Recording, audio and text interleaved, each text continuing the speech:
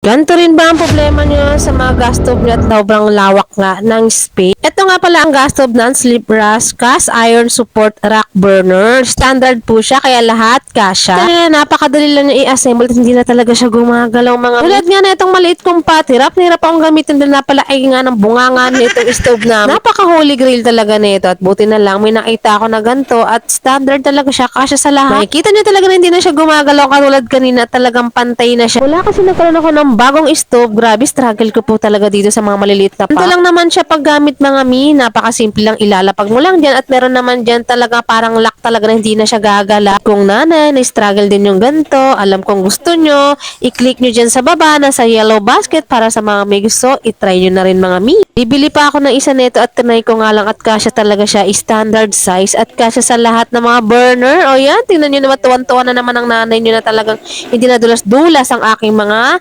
niluluto. O siya, check out now!